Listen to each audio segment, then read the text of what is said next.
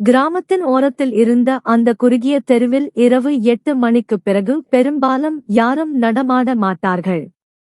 தெருவின் கடைசியில் ஒரு பழைய மெக்கானிக் ஷெட் இருந்தது. தின் கூரையுடன் இருந்த அந்த கடையின் பெயர் சரவணன் ஆட்டோ கேரேஜ். அங்கே வேலை பார்த்தவன் சரவணன். வயது 38. காலை முதல் இரவு வரை வண்டிகளோடு வாழ்ந்தவன். கைகளில் எப்போதும் கருப்பு கிரீஸ், முகத்தில் சோர்வு. ஆனால் மனசில் நல்லவன்.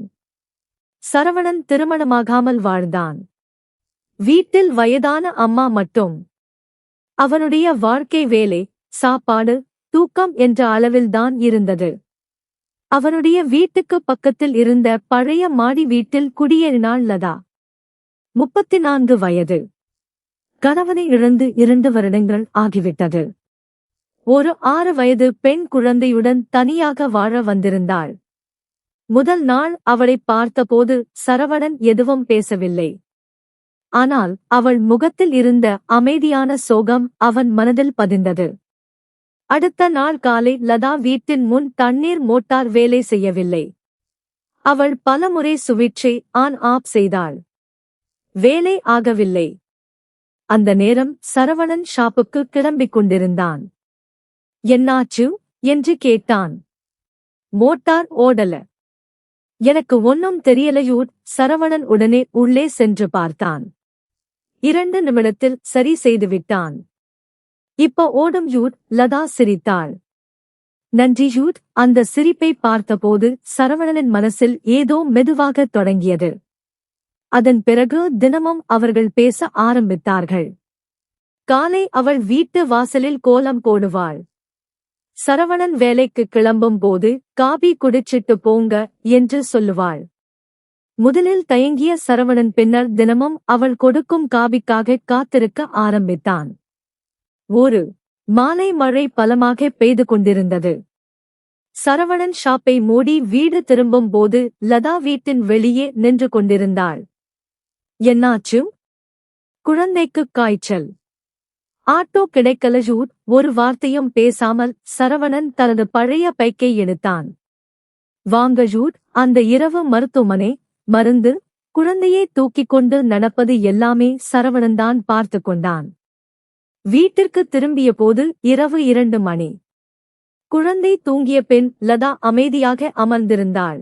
நான் யாரிடமும் இவ்வளவு உதவி கேட்கவே இல்லை என்று மெதுவாகச் சொன்னாள். சரவணன் சிரித்தான். நீங்க தனியா இல்லையூட். அந்த வார்த்தை அவள் மனதை உடைத்தது. பல மாதங்களாக அவள் அடக்கி வைத்திருந்த கண்ணீர் வெளியே வந்தது. என் வாழ்க்கை இப்படி ஆகும்னு நினைக்கல சரவணா யூட். அவன் மெதுவாக அவள் அருகில் அமர்ந்தான். எல்லோருக்கும் ஒரு கஷ்டம் இருக்கும். ஆனா அதை தனியா தாங்கணும்னு அவசியமில்லையூட். அந்த இரவு முதல் அவர்கள் இன்னும் நெருக்கமானார்கள். லதா அவனுக்காக சாப்பாடு வைப்பாள்.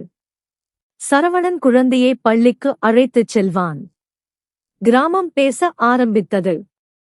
விதவை வீட்டில அவன் அதிகமாயிருக்கான். இது சரியில்லையூட். ஆனால் அவர்கள் இருவருக்கும் அந்த வார்த்தைகள் மெதுவாக முக்கியமில்லாததாக மாறின. ஒரு ஞாயிறு மதியம் லதா வீட்டில் மின்சாரம் போய்விட்டது. சரவணன் வயல்களை சரிசெய்ய மாடிக்குச் சென்றான். அப்போது திடீரென மழை பெய்ய ஆரம்பித்தது. மாடியில் நின்றிருந்த லதாவின் சேலை காற்றில் அசைந்தது. மழைத்துளிகள் அவள் முகத்தில் விழுந்தன. அவள் மெதுவாக அவன் தோளில் சாய்ந்தாள். அந்த நிமிடம் இருவருக்கும் வாழ்க்கை மீண்டும் ஆரம்பித்தது போல இருந்தது. அதன் பிறகு அவர்கள் உறவு இன்னும் ஆழமானது. சரவணன் வேலை முடிந்து வந்ததும் குழந்தை ஓடி அப்பா என்று அழைக்க ஆரம்பித்தது. முதலில் அதிர்ந்த சரவணன் பின்னர் அந்த அழைப்பில் சந்தோஷத்தைக் கண்டான். ஒரு நாள் இரவு லதா அமைதியாகக் கேட்டாள். நம்ம வாழ்க்கை உண்மையிலேயே ஒன்றாக முடியுமா? சரவணன் உடனே பதில் சொன்னான். நான் உன்னை விடமாட்டேன் ஹூட். சில வாரங்கள் கழித்து கிராமக் கோவிலில் எளிமையாக அவர்கள் திருமணம் நடந்தது. அதிக மக்கள் இல்லை. ஆனால் உண்மையான சந்தோஷம் இருந்தது. லதா மஞ்சள் சேலையில் அழகாக இருந்தாள். சரவணன் அவளைப் பார்த்து கொண்டே இருந்தான். என்ன என்று வெட்கத்துடன் கேட்டாள். நீ சிரிக்கும்போது இந்த வீடே வெளிச்சமாய் இருக்குயூட். அவள் சிரித்தாள். வீட்டின் வெளியே மழை மெதுவாக விழுந்து கொண்டிருந்தது. உள்ளே பல வருடங்களாக தனிமையில் வாழ்ந்த 2 இதயங்கள் ஒரே வாழ்க்கையாக இணைந்திருந்தன. நன்றி.